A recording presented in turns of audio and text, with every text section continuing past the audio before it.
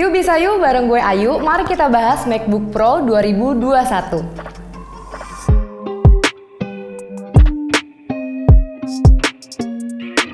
Langsung aja nggak pakai babi bu lagi, ini adalah maksud gue laptop baru yang lebih tepatnya paling baru bikinan Apple, namanya MacBook Pro 2021. FYI aja nih, MacBook Pro 2021 ini ngeluarin dua versi, di mana yang satu 14 inci dengan chipset Apple M1 Pro dan layar 16 inci dengan Apple M1 Max. Karena yang 16 inci dengan M1 Max tentu harganya jauh lebih mahal, sekitar 60 jutaan, maka ada baiknya nih kita ulas dulu dengan harga yang lebih terjangkau, yaitu 14 inci dengan chipset M1 Pro. Thanks buat studio ponsel yang udah ngirimin unitnya dengan harga sekitar 36 jutaan yang kapasitasnya 512 GB, atau cukup tambahin 10 juta biar jadi 45 juta nih kalau kalian mau yang versi 1 TB-nya, seperti yang kita pegang sekarang ini.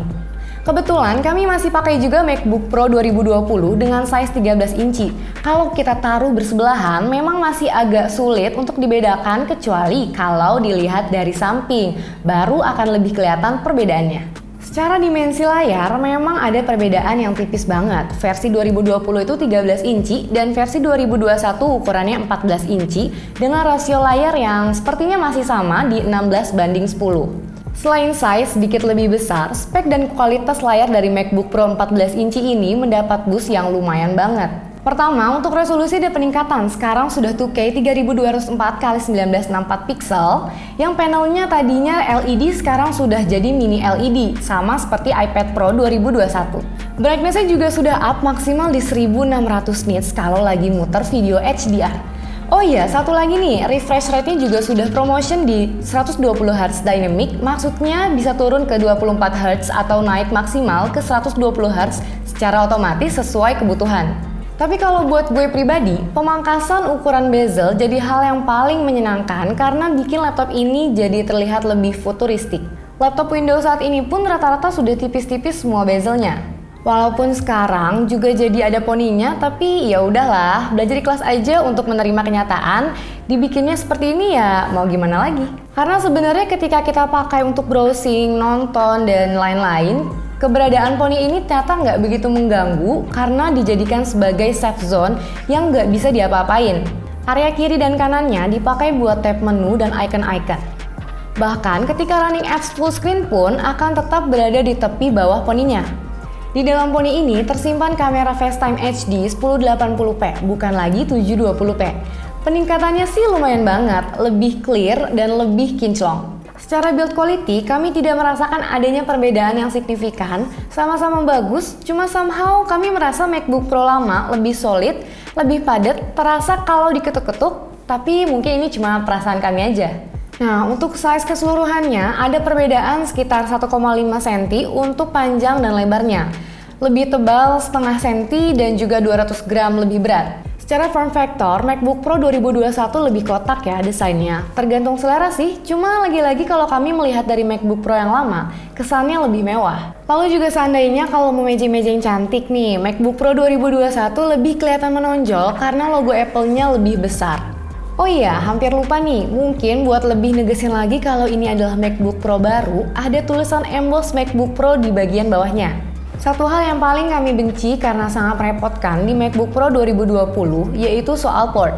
Alhamdulillah sudah diperbaiki. Yang tadinya cuma ada 2 port USB-C, sekarang ada 3, dan untuk ngecas juga balik lagi ke MagSafe. Apple juga menambahkan port HDMI dan card reader. Thank you Apple. Nengok ke bawah bagian keyboardnya, layout dan ukurannya masih mirip banget. Perbedaan mencoloknya cuma 2. Pertama, warna base-nya yang tadinya senada sama bodinya sekarang jadi hitam. Dan yang kedua, tombol-tombol function kembali dipakai menggantikan touch bar. Untuk feel ngetiknya sih masih sama, karena masih sama-sama pendek juga touch-nya. Ketika membandingkan MacBook Pro 2020 dengan MacBook Pro 2021, yang diharapkan peningkatannya pasti adalah chipsetnya. Dari Apple M1 ke M1 Pro, di mana selain lebih cepat dalam hal komputasi, juga lebih baik dari sisi grafis. Tapi karena biasanya MacBook Pro lebih sering dipakai buat ngedit video, jarang nih orang yang pakai buat ngegame. So, kami bandingkan performa keduanya untuk render video yang menggunakan Premiere Pro, yaitu video Full HD 30fps 16 bit berdurasi 8 menit. Hasilnya MacBook Pro 2021 bisa mencatatkan waktu dengan perbedaan yang cukup jauh. waktu kita pun akan terasa jauh lebih efisien.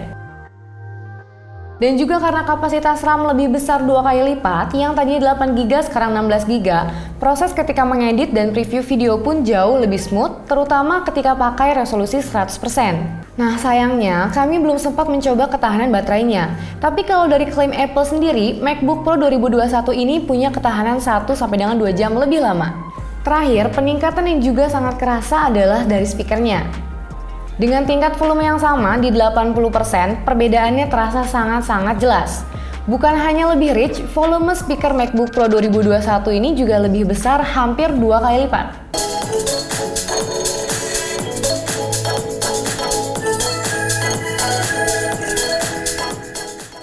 Ya wajar dan memang harusnya seperti ini karena secara harga pun beda $600 atau sekitar 8 jutaan. Jadi ya sudah sangat wajar kalau kita akan merasakan banyak peningkatan yaitu di sektor layar, performa, dan juga speaker.